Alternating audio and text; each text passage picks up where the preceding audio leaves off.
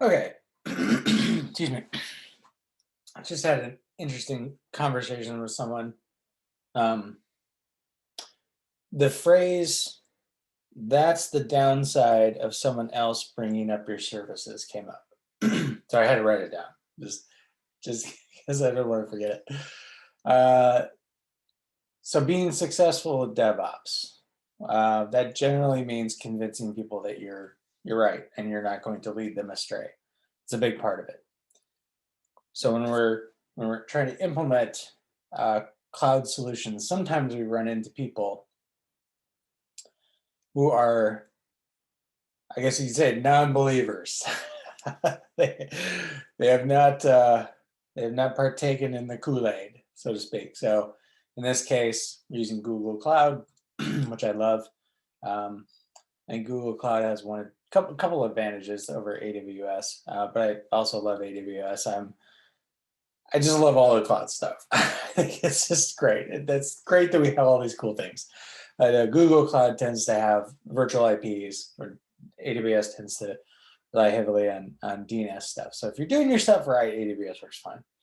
Um, Apparently, with a Cloud SQL product, lots of IPs get allocated in a shared VPC. This is a very complicated layout. The backport into the old office and the old data center and cross-pollination of data and the digital transformation of a company. So they're making the transition to the cloud, and along with that, you know, it's easy enough to just take your Java stuff, plop it in the cloud, some Docker containers. It's usually the least amount of work in the whole thing. That's 20% of the whole work. The other 80% is working with the people, working with the attitudes, convincing people that you don't have a screen up.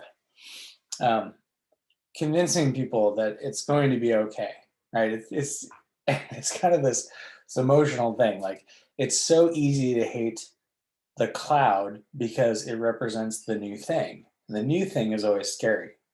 Um, I can't, you know, the analogy would be I can't swing a stick in my own life without hitting 10 examples of that in my own personal experience, of just being scared of something new. So I'm very aware of how this works. So this person said this thing, and the trick is the emotional debugger. Going back to that, that's the input. How is that impacting me? What things is that hitting in my database and my cache and all that? Uh, and I have a lot of empathy for this. I can feel what he's feeling. I can kind of run his software to a degree. I understand what he's sensing. Like, this is the downside when somebody else brings up your service. Like, there's a certain amount of safety in bringing up your own database servers, right? There's also some downside because now you're on the hook to do it. My perspective on this is like, I want to shove everything as much of this stuff off as someone else as I can. Like, I want somebody else running the databases because now they're on the hook to manage that stuff. And Google and AWS and Azure, and probably Oracle.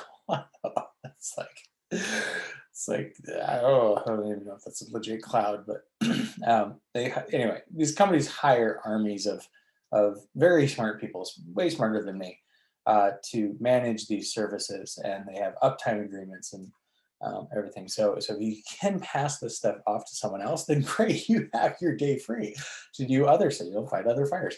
I don't think there's ever been a time in my life in the DevOps world where I've had to really struggle to find something to do. We always have work. Um, so I guess the point is, like, I'm always trying to teach people how to be successful in DevOps, and it's not about knowing Python or knowing Terraform. Although those, they're helpful. It's helpful. 20% of the job, 10, 20% of the job is knowing those tools.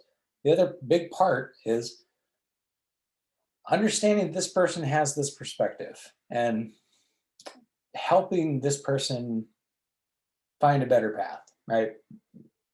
How can I, as a DevOps person, like, sorry, let me rephrase this, kind of stumbling around.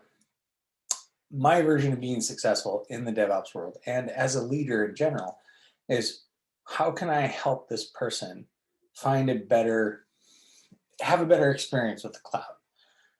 So my measurement of success would be, someday he loves Cloud SQL. Totally gets it, man. He loves it. And maybe he does, and he's just having a bad day. Like, we don't know that. That might be the case. We never know. So being successful has way more to do with helping other people find a better path. At least that's my opinion. So I'd rather be the person that tries to help people understand things than just throw them under the bus and discard them. Which is strange for me because I didn't used to be that way. I used to think if you didn't know it, fire the whole team. But then nobody gets better, and that's unfortunate. We want to create better worlds. So I guess that's the way you do it. Empathy, passion, all that stuff. I don't think it's soft skills. Simon Sinek says they're not soft skills, but I don't know what he calls them. Anyway, thank you for your time.